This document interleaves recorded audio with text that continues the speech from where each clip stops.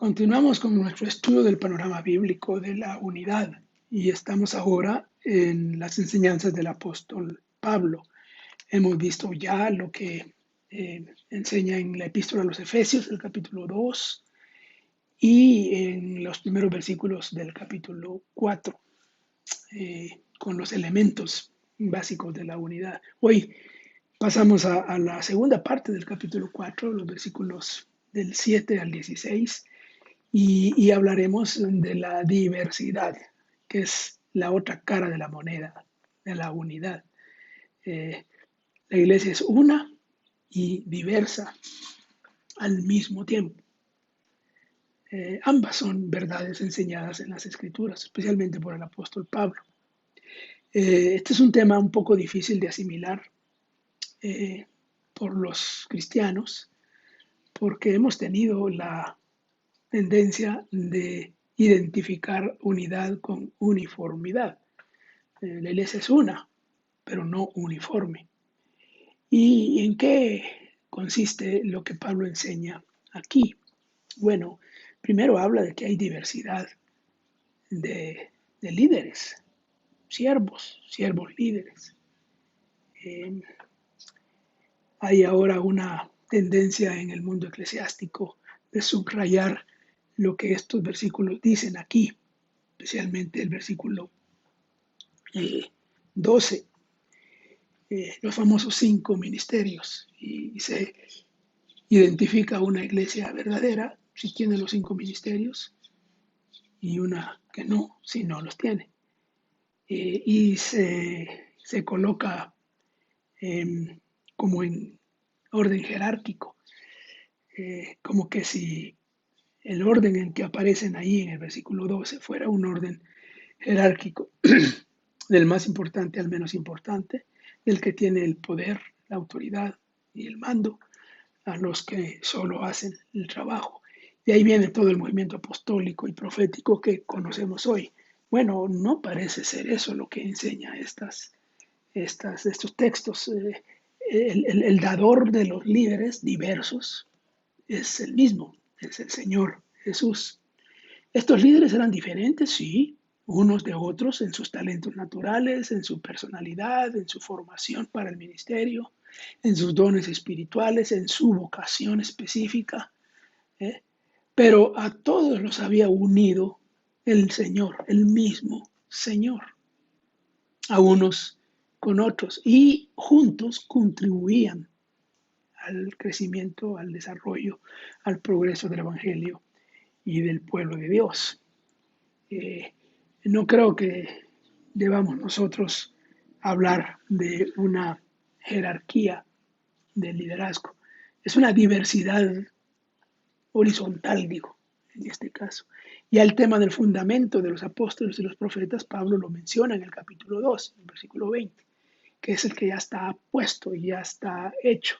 Se interpreta que eso tiene que ver con la enseñanza de Jesús y la enseñanza apostólica original. Aquí tiene que ver con personas y qué hacen los ministerios. Ahí están los ministerios apostólicos, proféticos, evangelísticos, docentes, pastorales. Pero además, si uno sigue con el texto en los siguientes versículos, encontrará que también hay diversidad de miembros de la iglesia. La figura que se usa aquí es la figura del cuerpo, una figura muy bonita, muy común, muy popular. Pablo la usa mucho. Y dentro de esa figura se habla de las coyunturas, versículo 16. Todas las coyunturas se ayudan mutuamente según la actividad propia de cada miembro. Ahí estamos hablando de que hay diversidad de coyunturas que se identifican con los miembros. Y las coyunturas es una figura interesante porque es la que hace que se mueva el cuerpo.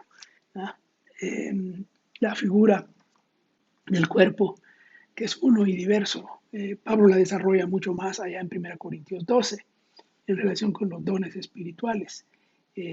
Y habla con mucha con mucho énfasis en el tema de mantener la unidad y a la vez mantener la diversidad. Bueno, curiosamente, la mayoría de nosotros, cuando estamos hablando de este tema, de nuevo, lo aplicamos individualmente, por supuesto, porque tiene una aplicación individual, y lo aplicamos eh, eclesiásticamente en el sentido de nuestras iglesias locales, bueno, hablar de la diversidad de miembros en las iglesias y todo lo que hacen. Pero la cosa va mucho más allá, porque no tiene que ver solamente con iglesias locales, ya hemos dicho que esto tiene que ver con la iglesia universal. Entonces, hay diversidad de iglesias locales. Indirectamente de este texto sale ahí, no se dice eso de manera directa, pero se está hablando del cuerpo de Cristo, de todo el cuerpo de Cristo, y que las coyunturas no son solo los miembros individuales en particular, serían otros grupos, otras congregaciones que hacen que se mueva también y que tienen otras formas, otras maneras, otras expresiones y que aportan y participan en el desarrollo de la iglesia de maneras distintas. Eso es algo que no hemos logrado incorporar del todo nosotros en nuestro estudio del tema de la iglesia en sí. El tema de la unidad de la iglesia lo hacemos chiquito y lo dejamos en nuestros círculos inmediatos, pero no. El cuerpo de Cristo es todo, todo el cuerpo de Cristo.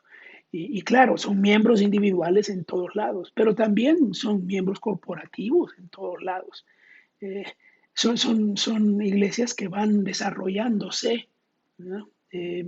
Junto con el cuerpo de Cristo. ¿En qué sentido una iglesia local, una iglesia regional, una denominación contribuye con sus características propias y distintivos al desarrollo del cuerpo de Cristo, a la iglesia?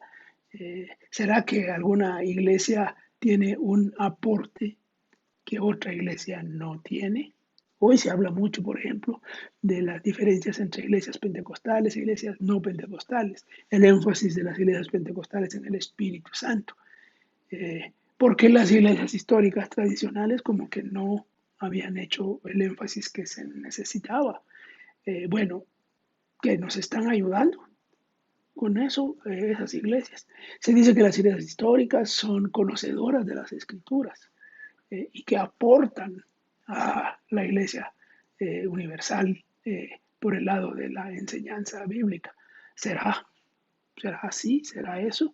Parece que en algún sector eso ya está empezando a reconocerse, ya está empezando a verse, que hay una que nos provee más vitalidad y otra nos provee más conocimiento.